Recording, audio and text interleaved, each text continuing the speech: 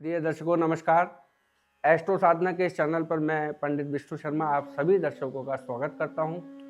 दोस्तों, आज मैं आपके लिए एक ऐसा विषय लेकर के आया जो आज सारे लोगों के मन में ये सवाल आजकल चल रहा है। आपको मैं बताना चाहता हूं कि भगवान सत्यनारायण की जो पूजा है, जो व्रत है, उसको लेकर के कुछ लोगों के मन में एक शंका आजकल दौड़ रही है। आपने हमें सत्यनारायण भगवान की जो कथा सुनाई, उसमें सत्यनारायण भगवान का कुछ आपने कथा सुनाई ही नहीं। उसमें आपने लीलावती की कथा सुनाई, व्यापारी की कथा सुनाई, तुंगध्वज नाम के राजा की, सतानंद महाराज की कथा सुनाई, लकड़हारे की कथा सुनाई, लेकिन इस अब में आपने भगवान सत्यनारायण की कथा सुनाई ही नहीं। केवल इतना बताया कि नारद जी उनके पास गए और उनसे उन्होंने प्रश्न किया और नारद जी को भगवान ने इस व्रत के विषय में बतलाया था। इसमें महात्मा की कथा ही आपने सुनाई, बाकी सत्यनारायण भगवान की कथा इस कथा में हमें सुनने को क्यों नहीं मिलती। तो इसका मैं आपको जो है उत्तर बता रहा हूँ। जो शास्त्रों की सम्मति है उसके अनुसार भगवान सत्यनारायण की कथा जो है वास्तव में वो एक व्रत कथा है, यानी कि भगवान सत्यनारायण की पूजा एक व्रत पूजा है जो कि हमें करना चाहिए। जैसे कि पहले अध्याय में नारद जी अनेक प्रकार के लोगों में भ्रमण करते हुए ये देखते हैं कि सृष्टि में उत्पन्न सभी प्राणी लगभग किसी न किसी कष्ट से दुखी है। कोई मन से दुखी है, कोई तन से दुखी है, तो अनेक प्रकार के रोगों से कोई दुखी है।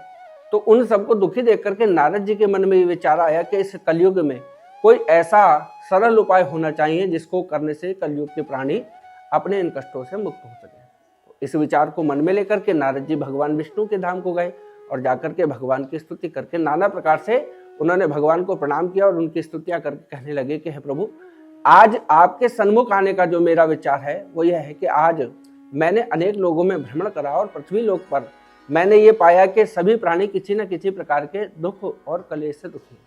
सुनात मैं आपके सामने आया हूं कि आज आप मुझे किसी ऐसे उपाय के विषय में या किसी ऐसे व्रत के विषय में बतलाएं जिसको करने से कलयुग के प्राणी सहज भाव से अपने कष्टों से मुक्त होकर के आपकी भक्ति को प्राप्त कर सकें। तब भगवान कहते हैं कि नारद, तुमने ये बहुत ही सुंदर प्रश्न पूछा और उस प्रश्न के उत्तर में भगवान नारद जी को सत्यनारायण व्रत के विषय में बतलाते हैं।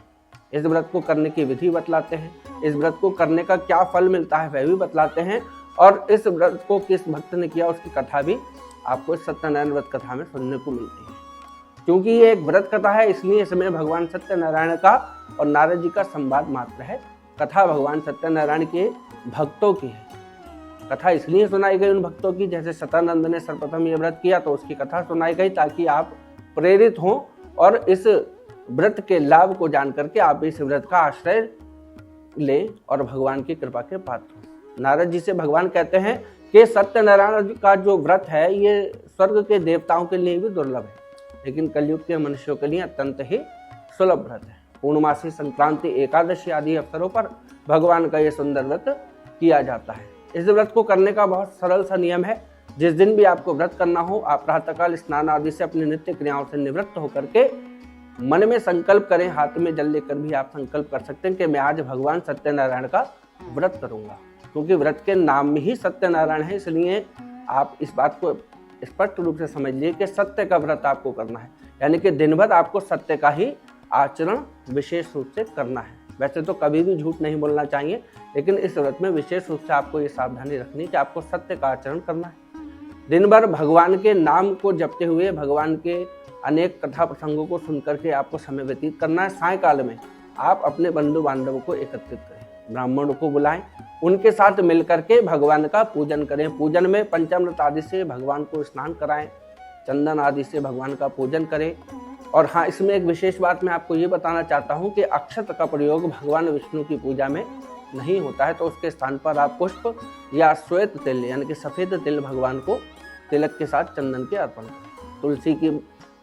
तुलसी के दल से और सुगंधित द्रव्य से इत्र इत्यादि से भगवान का पूजन करें। और प्रसाद के नैवेद्य के रूप में गेहूं के आटे का जो है आप कसार बना करके, कहीं कहीं उसको पंजीरी भी बोला जाता है कुछ क्षेत्रों में, तो उसका आप सवाया मात्रा में भगवान को भोग अर्पण करें।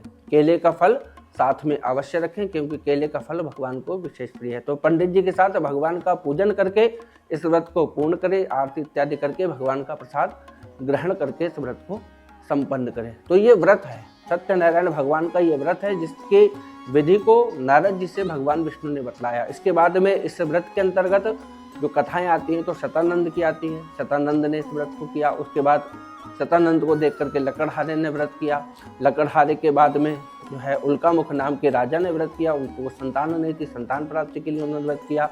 उनको देख करके साधु नाम के वैश्य ने व्रत किया, व्रत का संकल्प लिया, लेकिन कामना पूरी होने पर भी जब उसने व्रत नहीं किया तो उसने नाना प्रकार के दुख भोगे। अंततः वह भी भगवान की शरण में आया और उसने इस व्रत को करके अपनी इच्छाओं को पूर्ण किया। तुंगध्वज महाराज ने भी भगवान का ये सुंदर व्रत का आश्रय लेकर के अपने 100 पद धन राज्य भाग सब कुछ प्राप्त किए। तो ये जो कथा है इसमें मूल कथा सत्यनारायण भगवान की इसलिए नहीं क्योंकि एक व्रत है और व्रत की प्रेरणा के लिए आपको ये भक्तों के वृतांत सुनाए जाते हैं।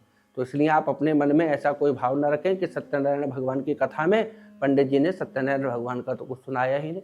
भगवान के भक्तों की कथा आपको सुनाई गई है इस व्रत की प्रेरणा को देने के लिए। तो मुझे आशा है कि आपको ये जानकारी अच्छी लगी होगी। कमेंट में अपनी राय अवश्य प्रस्तुत करें और यदि किसी भी व्रत पूजा या सामान्य आध्यात्मिक जीवन में आपके कोई भी शंका, मन में आपकी कोई जिज्ञासा होती है तो आप अपनी जिज्ञासा को कमेंट के माध्यम से हम तक पहुंचाएं। हम आपकी जिज्ञासा को अवश्य शांत करेंगे। धन्यवाद।